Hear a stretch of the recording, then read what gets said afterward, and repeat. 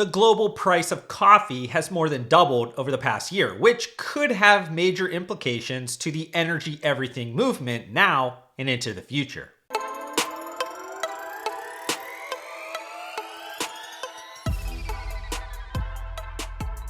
If you're a daily coffee drinker, it's difficult to overlook that the price of your preferred source of caffeine keeps grinding higher. And while I promise this content won't be entirely about commodity markets, it's contextually helpful to provide some foundational information regarding coffee futures contracts.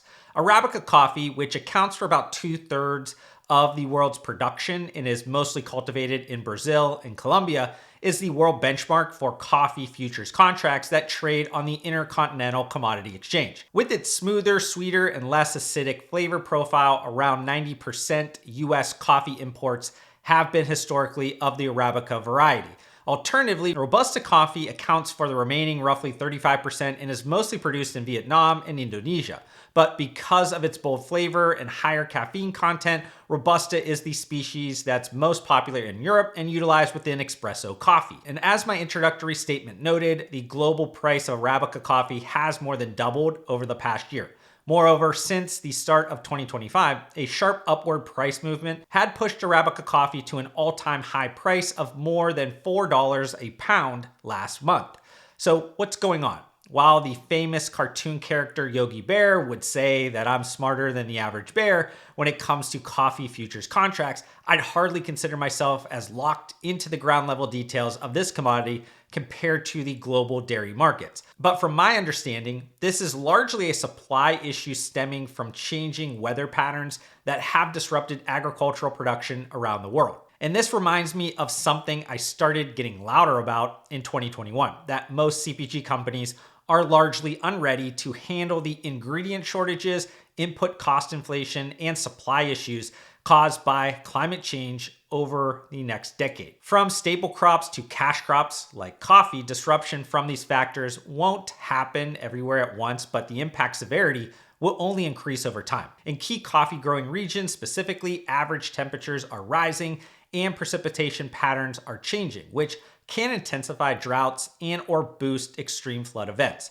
In fact, Brazil has been contending with its most severe drought in 70 years, and a months-long drought in Vietnam was followed by severe flooding from Asia's biggest typhoon of 2024. But beyond the changing weather conditions causing volatility to coffee production, impacts from long-term climate change can increase the prevalence of crop diseases, especially within Arabica species that can lead to losses in coffee yields as well. And for all of my armchair quarterbacks within the US market that increasingly thinks all supply problems could be solved if we produced more domestically, it would be practically impossible for farmers in places like Hawaii, Puerto Rico, and California to satisfy our country's demand with homegrown beans. Now, that being said, it would be helpful if domestic producers grew total share beyond the less than 1% of US demand currently.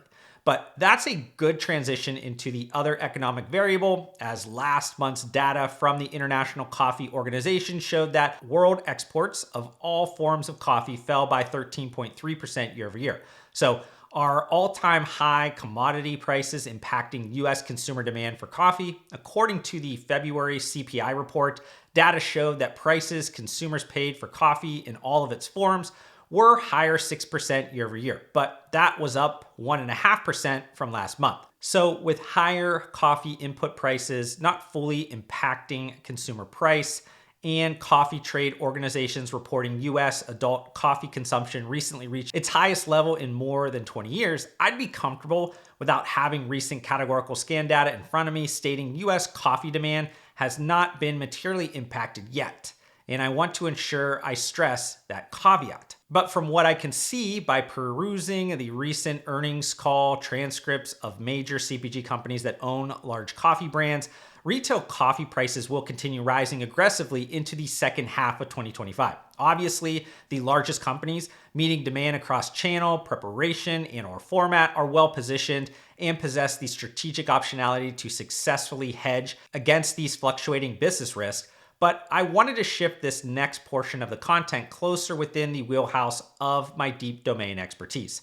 Right now, selling a mostly undifferentiated commodity product within the coffee market is a death wish. And no, I'm not talking about the coffee brand that launched 13 years ago, even though the original value proposition of Death Wish coffee being the world's strongest coffee moves us in the right strategic direction. Thanks to the military replacing alcohol rations with coffee and that caffeinated beverage dramatically impacting soldiers' performance during the Civil War, commodity inputs grew and it led Folgers Coffee to becoming the first known US company to commercialize and mass produce coffee. And for the first 3/5 of coffee's history within the US market, consumers desired convenience over quality. By the time coffee shops grew in popularity, the United States imported 70% of the world's coffee. But that's when consumers started to become more interested in quality, eventually leading to the rise of craft specialty coffee starting in the early 2000s, and coffee culture becoming a social experience shared by many people. But while I believe plain old good tasting coffee preparations will remain a consumption evergreen for many decades to come, and likely still below its peak consumption point,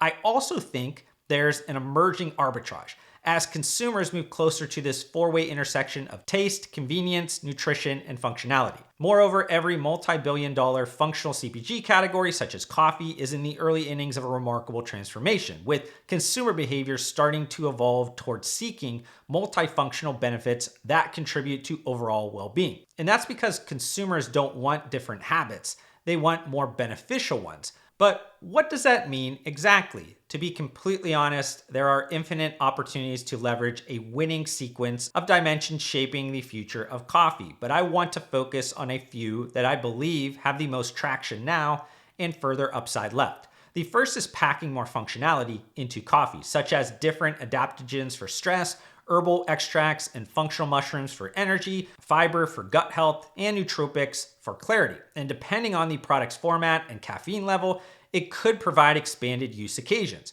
But how about we talk product format later and stick with the caffeine level variable for a few seconds longer? Furthermore, instead of predictably pivoting the content towards an assertion about the recent market growth of coffee alternatives, I'd like to keep the base ingredient consistent, albeit decaffeinated, and combine it with a functional ingredient that initially built its commercialization momentum within the sports nutrition niche of the supplement industry, which, by the way, at least from my opinion, is the often imitated, never duplicated, influential epicenter of the CPG industry. When initially looking into the potential marketplace impacts from the nascent consumer trend involving caffeine reduction last year, I stumbled on a company combining paraxanthin with decaffeinated coffee to overcome the biggest flaws of caffeine. For those unfamiliar, paraxanthin is made in the body when the liver breaks down caffeine, but can also be found in very small amounts in some foods, including coffee beans.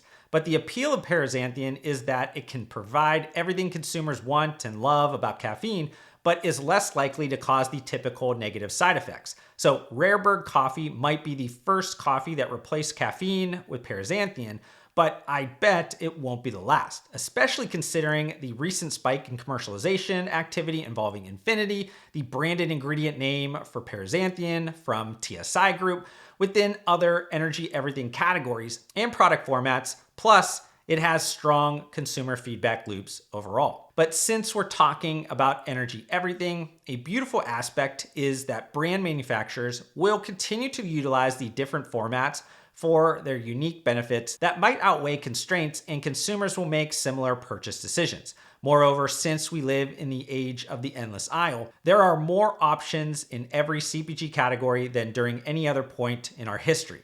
And even within the smallest retail channel, in terms of average square footage, convenience stores will undoubtedly have coolers filled with RTD coffee beverages and energy drinks, hot or frozen food service varieties of the same, powdered stick pack energy supplements for you to add into a bottled water, or even various pill or capsule supplements. And it's the proliferation of caffeine-containing products or caffeine alternatives, along with them being well entrenched into our daily lives, that's causing energy everything to become a certified consumer movement. But maybe a camouflage second order effect from energy everything could be that coffee drinkers are getting more comfortable with the ready to mix powder format, and it has helped instant coffee to have a moment. Yet I'm bringing that point up mostly because a shift away from RTDs being the preferred coffee plus format could be lowering various marketplace barriers to entry, and increasing overall categorical competition. Moreover, it shifts coffee from being marketed directly and specifically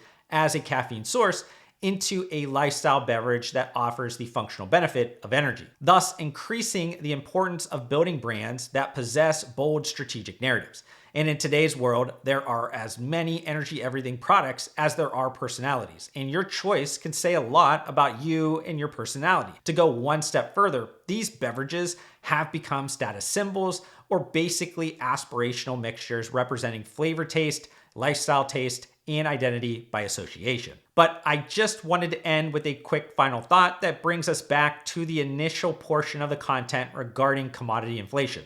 While I won't explore the various beanless coffee companies in this content, I'm very aware of how these various food technology innovations like precision fermentation and cellular agriculture present hopeful aid. Yet, coffee future proofing is only possible if they can survive long enough to overcome the bad marketplace timing problems that occurred over the handful of years after these startups raised billions at the tippy top of market valuations, scaled up operations too quickly, and hit initial commercialization snags.